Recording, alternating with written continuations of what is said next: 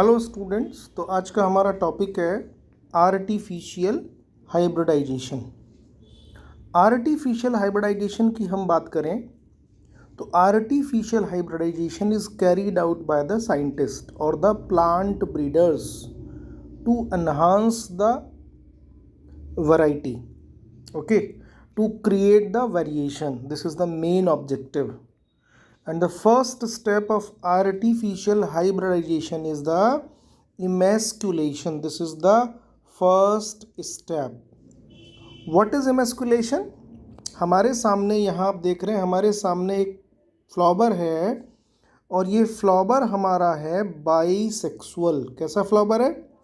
Bisexual. यदि आप bisexual flower को देखें तो इसमें दोनों पार्ट हैं, मेल पार्ट भी है, इसको हम कहते हैं हमारा एंथर, और यहाँ पे फीमेल पार्ट है, यहाँ पे हमारा स्टिग्मा, जिसको हम कार्पल कह रहे हैं. Stigma is the upper part. अब यदि ये बाइसेक्सुअल फ्लावर है तो पॉसिबिलिटी है कि ये ऑटोगामी करेगा. हम इसमें वेरिएशंस चाहते हैं, तो हम क्या करेंगे, हम इसके एंथर्स को, ये यहाँ पे गलत है, यहाँ पे हम देखें तो हम इसके एंथर्स को with the help of forcep, हम इसके एंथर्स को with the help of forcep remove करेंगे. And the removal of anther is known as emasculation. And emasculation केवल बाइसेक्सुअल फ्लावर में होता है, यूनिसेक्सुअल फ्लावर में इमेस्कुलेशन की नीड नहीं होती है. इमेस्कुलेशन की डेफिनेशन क्या बनती है? The removal of anther from bisexual flower with the help of forceps before anther maturity. This is known as the emasculation.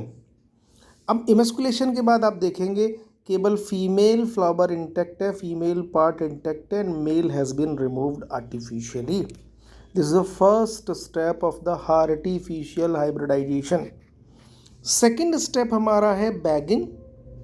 ये पॉसिबिलिटी है कि हवा के थ्रू कोई अनडिज़ायरेबल पॉलन ग्रेन आ जाए, तो उससे बचने के लिए हम क्या करेंगे, इस फीमेल पार्ट को एक बैग से कवर कर देंगे. ये बैग किसका बना है? पर्चमेंट पेपर का. ओके, तो cover the flower by parchment paper to prevent the landing of unwanted pollen grain on the stigma. तो ये हमने कवर कर दिया इस फीमेल पार्ट को. This is known as the bagging. Okay, इसके बाद हम ये चाहते हैं ये फीमेल फ्लावर, फीमेल पार्ट, इसको हम कार्पल या पिस्टल कहते हैं, ये हमारे डिज़ायरेबल पॉलन ग्रेन के साथ क्रॉस करे. तो हम क्या करेंगे, हम डिज़ायरेबल पॉलन ग्रेन लेंगे और उनकी डस्टिंग करेंगे. Dusting of desirable pollen grain over the stigma. So on maturity of stigma, remove the bag and dusting. And dusting हम किसके साथ करेंगे? by desirable pollen grain. Okay, तो ये हमारे डिज़ायरेबल पॉलन ग्रेन है जो किसी दूसरे प्लांट से लिया गया है, सेम स्पीशीज़ की, या फिर we are collecting these desirable pollen grain और the viable pollen grain from the pollen bank. Okay, so dusting of desired pollen grain on stigma when it is receptive. अब चूँकि हमने डस्टिंग करी है desirable pollen grain के साथ, तो fertilisation होगा, पॉलन पिस्टल इंटरेक्शन होगा, सीड फॉर्मेशन होगा, और जो सीड बनेगा उसमें डिज़ायरेबल क्वालिटीज़ होंगी. ये काम करने के बाद हम क्या करेंगे, हम इस फ्लावर को वापस से रीबैग कर देंगे. रीबैगिंग, क्योंकि डस्टिंग की तो हमने बैग को रिमूव किया था, वापस से डस्टिंग हमने की तो हमने वापस से इसको कवर्ड कर दिया. That is known as the रीबैगिंग.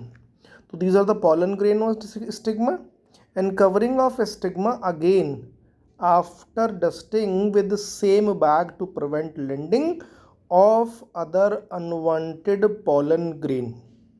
Okay, जब ये फर्टिलाइजेशन होगा तो इसमें फ्रूट डेवलपमेंट होगा, जाइगोट फॉर्मेशन होगा, और यहाँ पे हमारा जो सीड बनेगा उसके अंदर डिज़ायरेबल क्वालिटीज़ होंगी, वेरिएशंस होंगी, और यही वेरिएशंस मेन ऑब्जेक्टिव होती हैं हमारी प्लांट ब्रीडिंग का या आर्टिफिशियल हाइब्रिडाइजेशन का। यहाँ कुछ इम्पोर्टेंट इन्फॉर्मेशन दी हुई है। यदि हम देखें, हमें पता है कि हमारा जो एंडोस्पर्म बनता है, एंजियोस्पर्म में, वो 3N होता है, लेकिन जिम्नोस्पर्म का जो एंडोस्पर्म है वो हमेशा N होता है, हैप्लॉइड होता है। ओके। और कैस्टर वाली बात मैंने आपको प्रीवियसली बताई रखी है। कैस्टर एक डाइकॉट सीड है, लेकिन इसके अंदर एंडोस्पर्म प्रेजेंट होता है। सो आज की वीडियो में हम लोगों ने डिस्कस किया आर्टिफिशियल हाइब्रिडाइजेशन, और नेक्स्ट वीडियो में हम लोग डिस्कस करेंगे पोस्ट फर्टिलाइजेशन इवेंट। तो मिलते हैं। All the very best.